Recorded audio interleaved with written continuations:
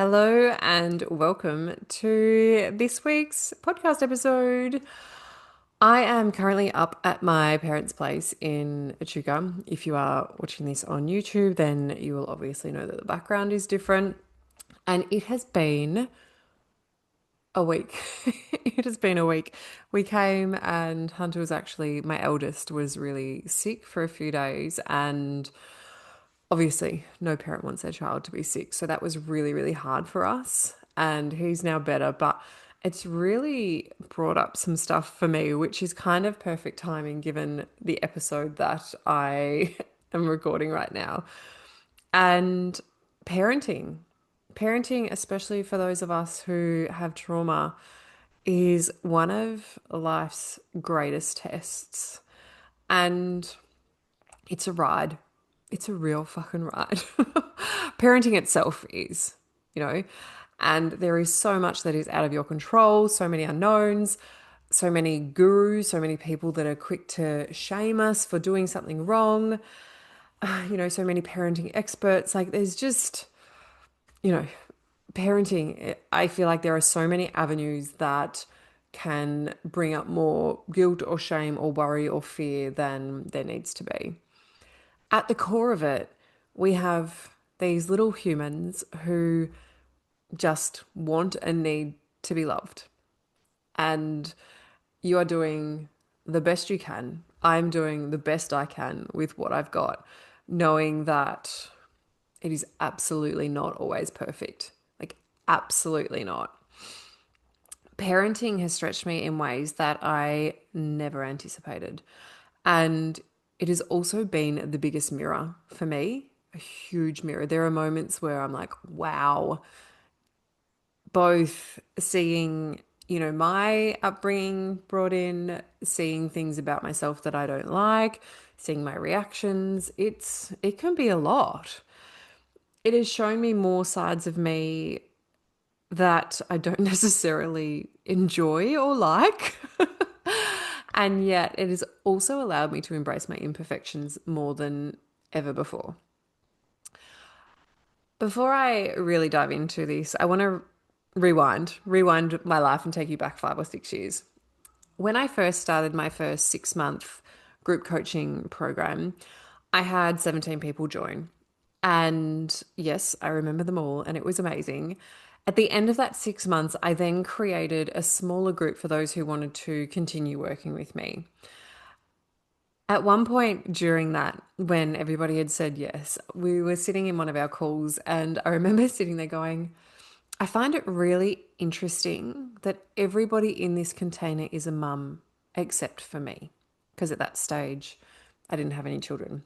At that stage, I had just broke up with my ex-partner, had just moved back into my apartment. So I was very single at this stage. I didn't last very long, but that's where I was at when that took place. And there are things that I suggested to them and recommendations that I made that honestly seem completely absurd right now because I had no idea. I had no idea what it was to parent. So here I was with this perfect morning routine and a perfect self-care routine, suggesting to my clients that, they need to implement something or they should implement something or, offering them tips on how they could do it. And I was just so ignorant to what it was to be a parent. But in that moment, and obviously back then, I didn't know that what I was saying was absurd. I was just kind of, of course you can do it. Of course you can make time. You can do this any day. And some days I realize now that you simply cannot. But there was also a commitment that I made during this time, a commitment to myself. And that was that I never wanted to lose myself when I became a mum. I never wanted to forget myself. I always wanted to honor me and my needs and not put myself first from the perspective of, forgetting everyone else, not in a selfish way, but I still wanted to be able to put myself first at times. And this isn't the reality for many people. So many parents, especially mums, lose themselves when they become a parent. Their identity becomes mum. parent, guardian. And the stats are even higher for this when you've experienced trauma. So when you've experienced trauma and then you become a parent, the stats are very high in the sense of we kind of lose our sense of self when we become parents. Parenting can almost be an escape because it gives us something else to focus on. But as we know, when we ignore things and the longer we ignore it, the louder it comes knocking. So what I found, especially in this first container when I was supporting, there was 6 of us and all mums. It was they were all at this point, they're like, we've just always put our kids first and I want this for myself, but that's selfish. Or I shouldn't want that. There was lots of different stories circling around what's okay, what's not, what's acceptable, what's not. And underneath all of it, they had experienced things that meant that parenting became a bit of an easy out.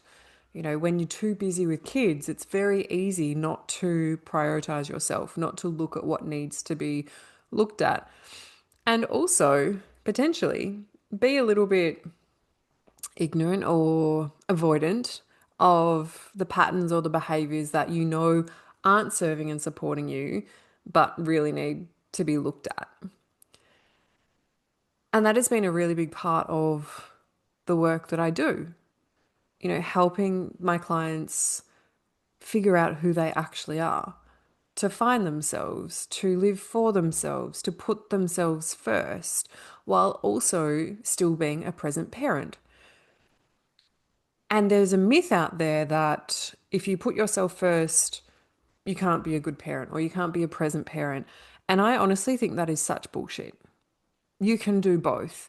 In fact, what I know to be true is that when you do put yourself first, you're a better parent because you are aware of your needs, you're aware of your energy, you're aware of where you're at, you're aware of when you're getting overloaded or burnt out, as opposed to soldiering on detached and just getting on with things and then everything escalating and rising and rising and building until you explode.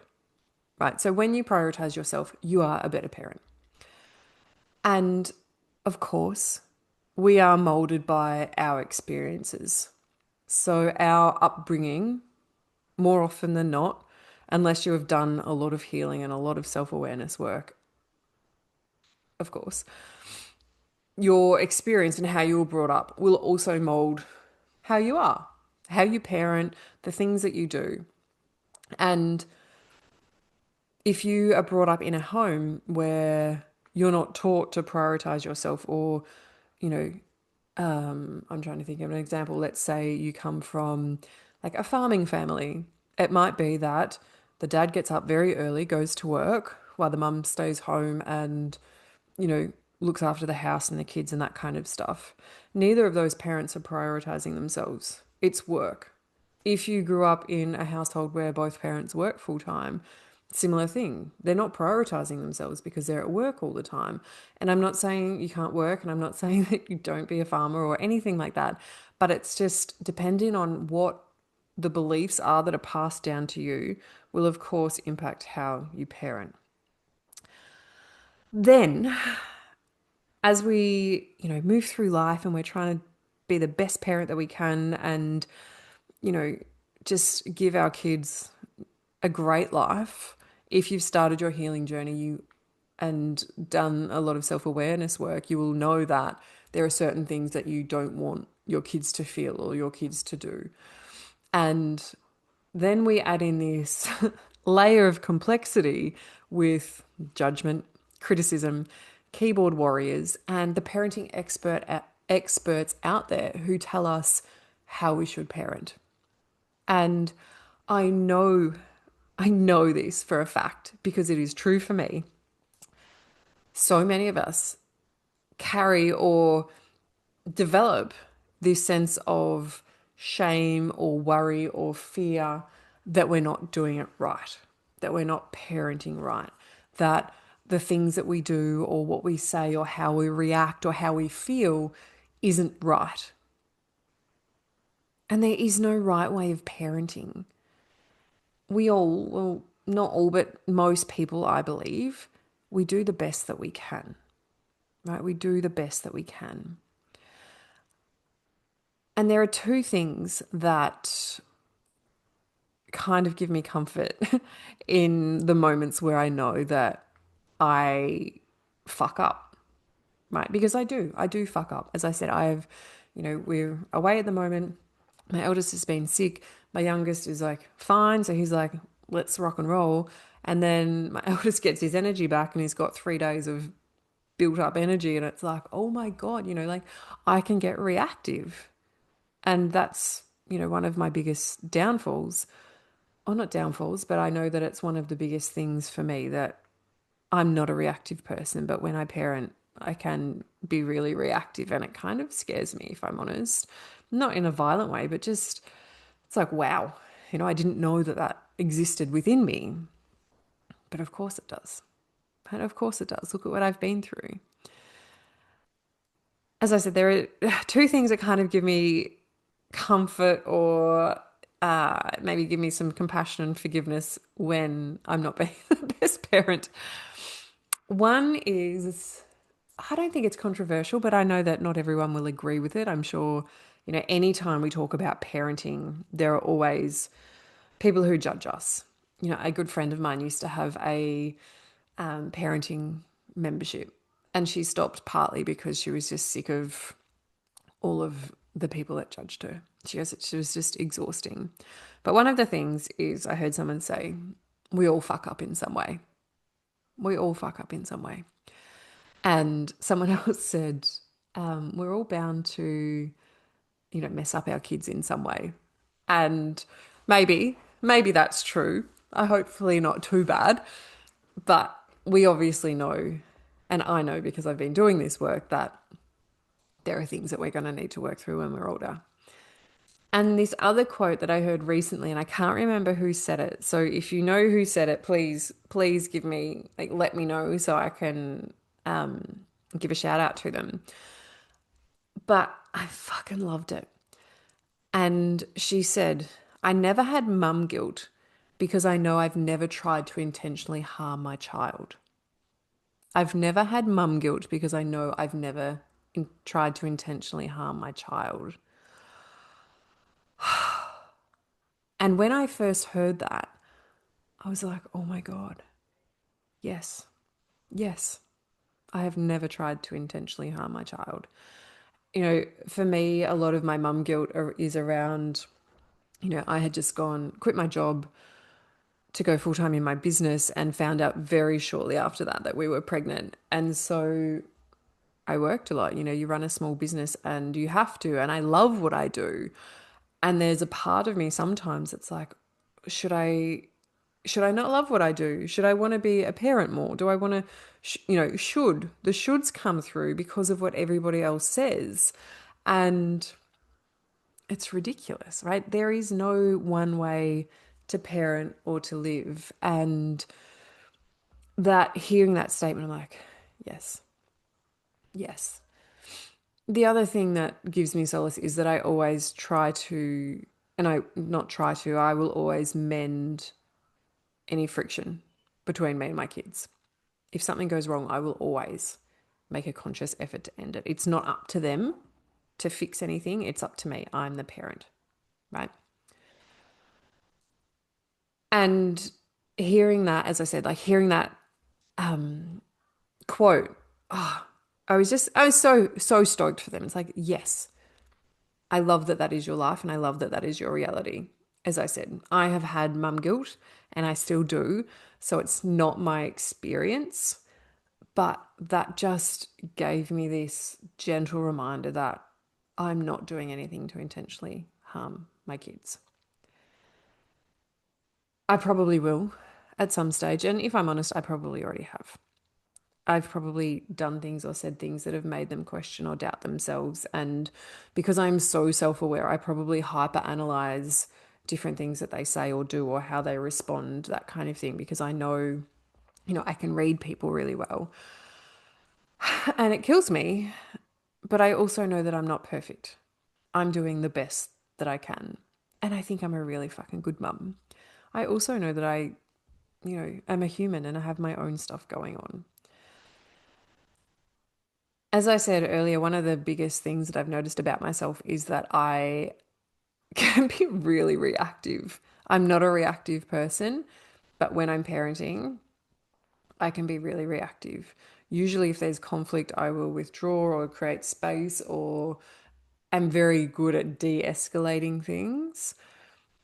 But golly gosh, sometimes when I'm in interactions with my kids, it's like all sense, all logic, all mind goes out the window, and it's just like this bubbling up. And yeah, I yell. That's my reactivity. Like I will yell and I see it and I sit with it and I get curious afterwards whenever it happens because it's like why did I respond that way? Like I didn't want not respond. I didn't respond at all. I reacted.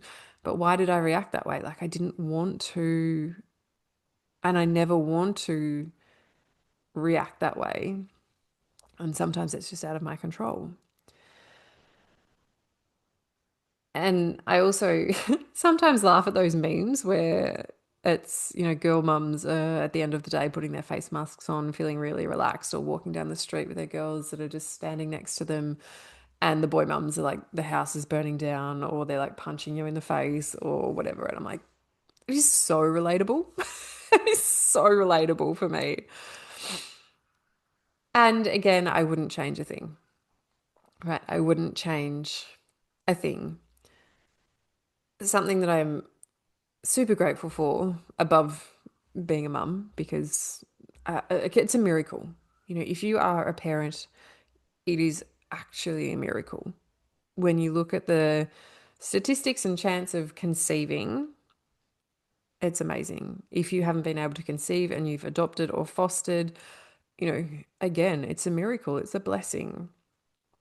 But I also look at my parenting as a way of growing. It is continual growth. It is a continual evolution. As my boys change and grow into different ages, that's going to require me to expand and change as well.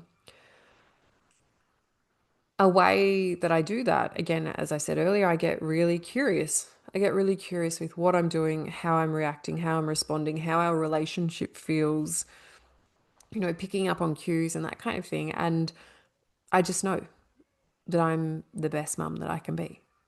And I'm sure that there are going to be people that can find fault with things that I do. I can find fault with things that I can do. But again, I'm human. I'm human. I've also experienced a lot of trauma. And for anyone that has experienced trauma, even if that is simply growing up in a super, super strict house, and I shouldn't say simply because nothing is bigger than the other. But if you grow up in a super, super strict household, that creates tension, that creates a trauma response. And completely forget where I'm going with that. My trauma. My trauma, of course, I'm going to continually have reactions. I'm going to be triggered. I'm going to be required to heal certain things. I'm going to be, have things brought up that, some other people wouldn't.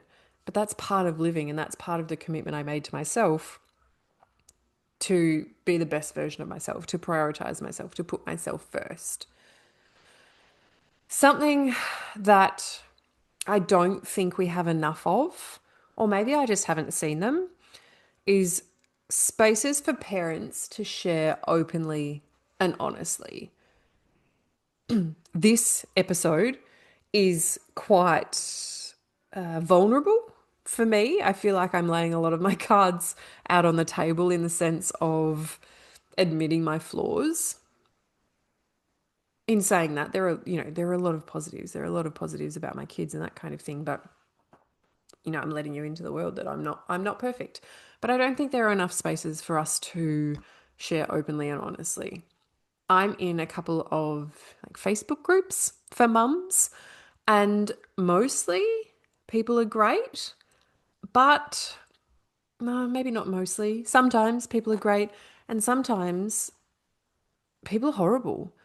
So many people share or post anonymously because they're so worried about the judgment that comes. And I've seen that so often. Sharing anonymously because I don't want judgment or I don't want this and I don't want that. And some people are just assholes. Like we forget that we are all human and doing the best that we can. And so a mum will post something, asking something, or, you know, saying something that's happened and just be met with this judgment and this criticism. So, of course, they're going to share anonymously.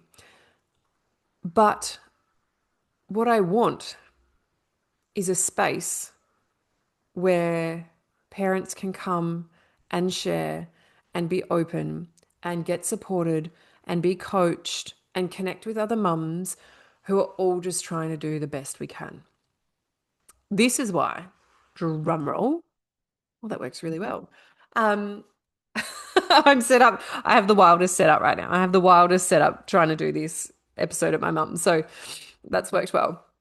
But I had a very, very clear download a few weeks ago and was supported again the following week, where I am now going to have another way of supporting my community, and that is parenting with trauma. I am creating a space for parents, guardians, step parents, or anyone with a significant role in a child's life to come together in an online community for 5 weeks. Each week, I'm going to hold an online group coaching call. This will run for 90 minutes. There will be a theme, which basically looks like me sharing something at the start. Then we open it up for questions, for coaching, for support, to share, that kind of thing. And then at the end, there's going to be like a little, I don't want to call it a challenge, but there's going to be an action for you to take for the following week. Right, because it's one thing to create a space where people can come and share, but as a coach, I want you to actually get results. I want you to get to the end of the 5 weeks and be like, wow, like I just feel so different about me as a parent than I did 5 weeks ago. This really is a space for parents to get support with anything that they need for themselves when it comes to parenting. It's also a way of providing a private and confidential space where you can connect with other parents. And honestly, it's a way of letting you know that you're not alone in your challenges, feelings, and experiences. Because sometimes parenting can be really fucking lonely, really lonely, because it's one of those things where we don't often or always share completely openly because we don't want to be judged. I'm sure that you have a person or a few people that you can be completely open with, but I know there are a lot of us that aren't. So this is that space. In saying that, if you join us and you come to these calls, you don't have to share anything. I'm not going to make anyone share anything that they don't want to. If I ask a question, you don't have to answer it. You might like to. It might be something that you sit with. And if you just want to share something but don't actually want to be coached, that's okay as well, right? It's kind of this collaboration. This space is for you to get support with whatever you need as a parent.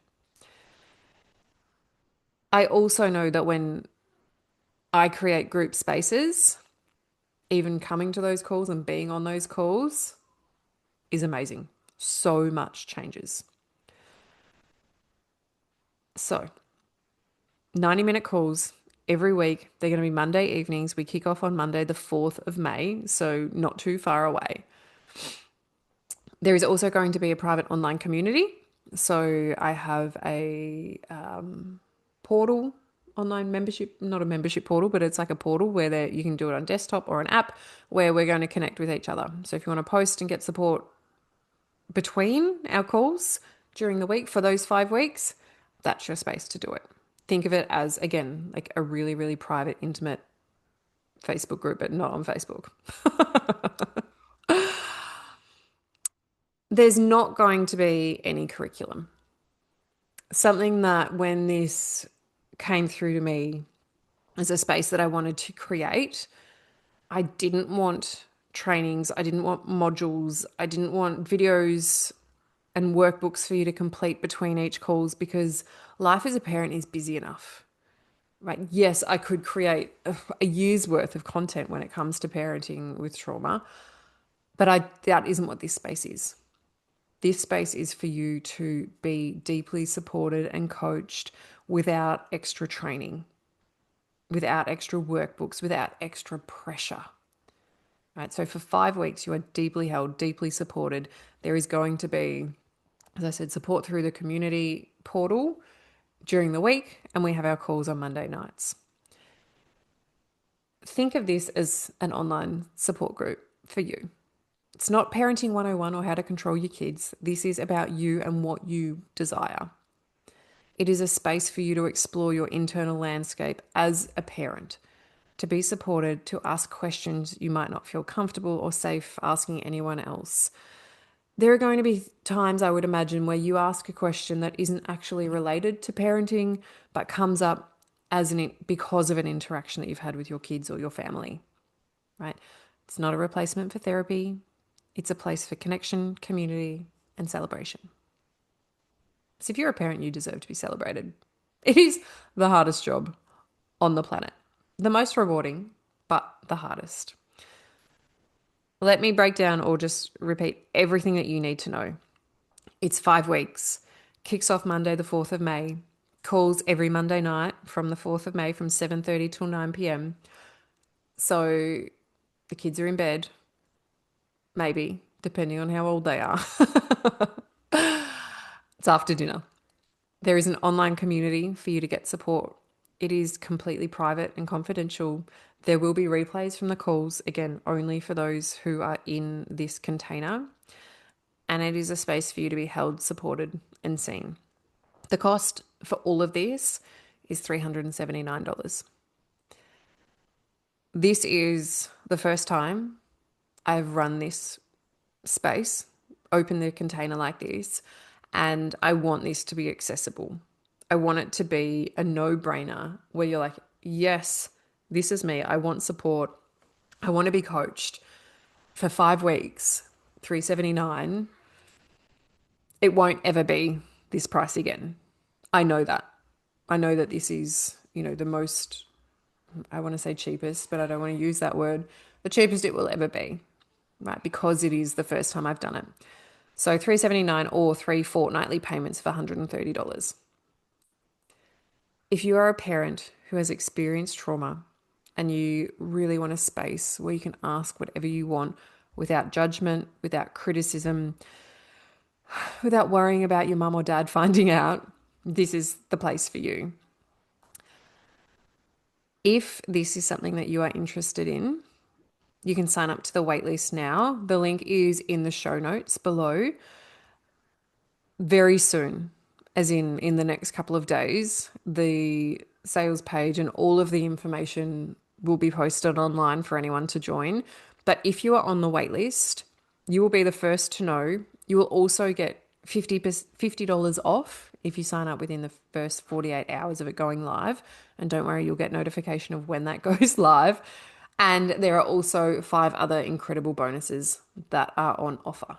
So parenting is hard.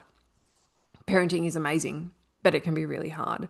And it can bring up a lot of questioning. A lot of times that we question ourselves. And sometimes it's not about questioning ourselves, but just wanting somewhere, I don't want to be sexist here. Often the mums hold it all together.